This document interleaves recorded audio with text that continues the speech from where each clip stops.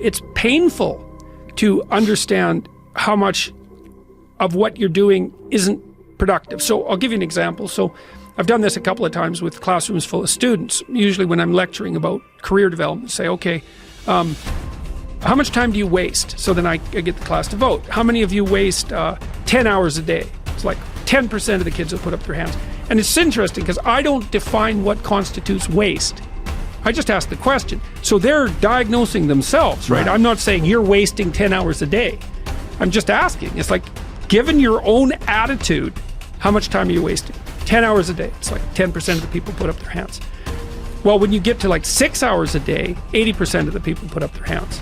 So then we do the arithmetic. It's like, because I like doing arithmetic with people. People hate arithmetic, but I like doing it. It's like, okay, 6 hours a day. It's 42 hours a week. So let's call that a work week, 40 hours a week. So that's a work week. Let's say, what's your time worth? You're a university student. Well, it's certainly worth minimum wage, because obviously, but it's worth way more than that, because if you spend a productive hour when you're 20, then you gain the benefits of that hour for the rest of your life. So there's the compounding effect of time spent when we were young. So I say, well, let's assume your time's worth $50 an hour, which I think is an underestimate, but whatever. Let's call it 50. We can call it 25, but we'll call it 50. If that's $2,000 a week you're wasting. It's $100,000 a year. It's like, how much better would your life be if you weren't wasting $100,000 a year? It's like, what is that over 40 years? $4 million. It's like, you're rich. You don't even know it. Quit wasting time. By your own definition. It's like people shake their heads, like, oh, I never thought about it that way. It's like, yeah, think about it that way. Don't waste your damn life. And then you think, well, why would people be resistant to that message? It's like, well, you really want to wake up and figure out that you're wasting half your life? And you know, when people do that kind of wasting, they actually hate it. You know, and I've had lots of people come to my clinical practice who were chronic procrastinators. You know, and so they're watching YouTube videos, say, but not ones that are good for them, although sometimes they will do that, but just browsing in that kind of mindless way that you do when you're not paying attention and you're trying to kill time. And people doing that, they feel bad, they get depressed, they feel anxious, they can't get away from it, they feel kind of quasi-addicted. That's what they're saying about social media now. It's a huge issue with young kids. Absolutely, but there's this feeling of kind of internal rot and corruption that goes along with it. It's like, yeah, well, you're wasting your life. It's like, so it's painful. It's painful to recognize that. Then it's painful to think, oh my God, look how undisciplined I am. I don't know anything. I can't use a schedule. I can't stick to a calendar. I don't have any aims. I don't know anything about the world, right? And maybe there's a part of me that's bitter because I haven't got everything already, and I'd just like to say, to hell with it. That's the recognition of the Jungian shadow. It's like, that's what makes you vicious and untrustworthy. All of that. No one wants to look at that, and no bloody wonder. But hey, the alternative is worse.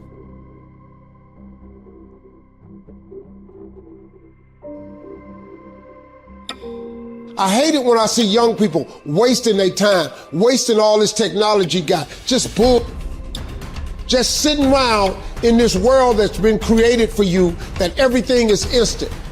You all have stuff at your fingertips that can make you great. But if you could combine your technology with your parents and your grandparents' work ethic, you could be rich, man. But you cannot erase the work ethic part. There is no getting around. Ain't no elevator to the top. You got to take the stairs. The elevator don't go to the top, man.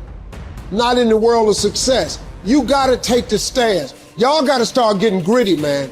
You gotta develop some dog in you. Most of this generation quits the second they get talked to. You did this wrong, or they get yelled at.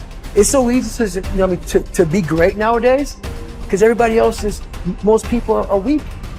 This is a softened generation. So if you have any mental toughness, any ability, if you have any fraction of self-discipline, the ability to not want to do it but still do it.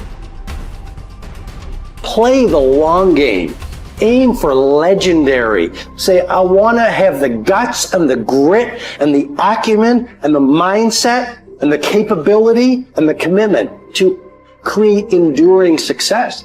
Be the person who is up reading, listening to the podcast, writing in your journal, setting your goals, focusing on your intentions. As you become more successful, become more humble. As you become more successful, work even harder. As you become more successful, care even more about your product. As you become more successful, learn even more. Dedication, hard work. Dedication, hard work. On one man arm, the world can go against me. I'm still coming on top. I need you to go harder than you've ever gone before. I need you to be more dedicated than you've ever been before. Life's one big fucking head game. You play with yourself. If you lose, it's because you allow life to get in your fucking head. It's you. You've got to make it your personal business to make it happen. And you've got to resolve within yourself that I'm the one. I'm the one to make this happen. I'm the one to become successful. I'm the one. I'm the one. No matter how bad it is or how bad it gets, I'm going to make it.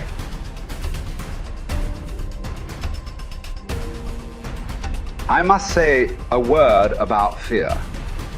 It is life's only true opponent. Only fear can defeat life.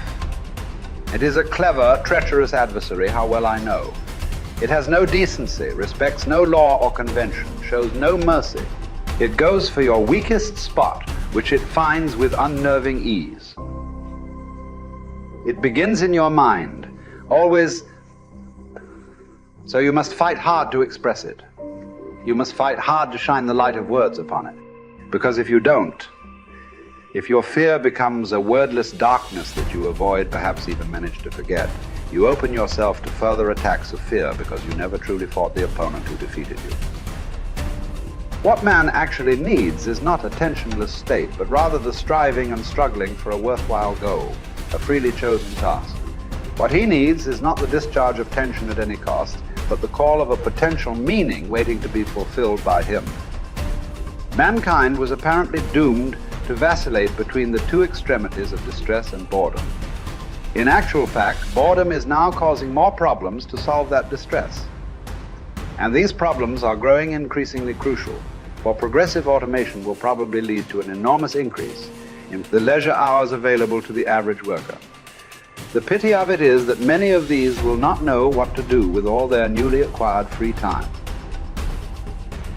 Life is not primarily a quest for pleasure, as Freud believed, or a quest for power, as Alfred Adler taught, but a quest for meaning. The greatest task for any person is to find meaning in his or her life. Frankl saw three possible sources for meaning: in work, doing something significant; in love, caring for another person; and in courage during difficult times. Suffering in and of itself is meaningless. We give our suffering meaning by the way in which we respond to it.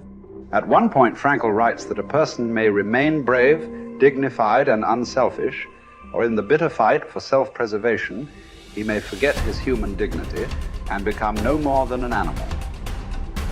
The meaning of life differs from man to man, from day to day, from hour to hour. What matters, therefore, is not the meaning of life in general, but rather the specific meaning of a person's life at a given moment. To put the question in general terms would be to the question posed to a chess champion. Tell me, master, what is the best move in the world? There simply is no such thing as the best or even a good move apart from a particular situation in a game and the particular personality of one's opponent. The same holds for human existence. One should not search for an abstract meaning of life.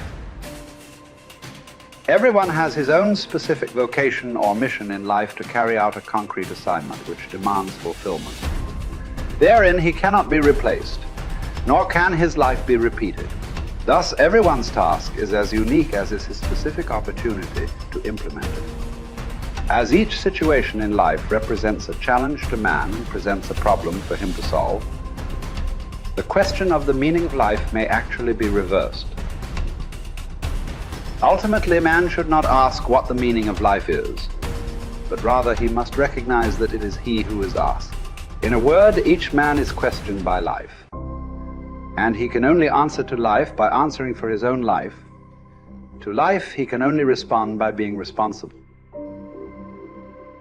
The way in which a man accepts his fate and all the suffering it entails, the way in which he takes up his cross, gives him ample opportunity, even under the most difficult circumstances, to add a deeper meaning to his life, it may remain brave, dignified, and unselfish. Or in the bitter fight for self-preservation, he may forget his human dignity and become no more than an animal. Here lies the chance for a man either to make use of or forgo the opportunities of attaining the moral values that a difficult situation may afford him. And this decides whether he is worthy of his sufferings or not.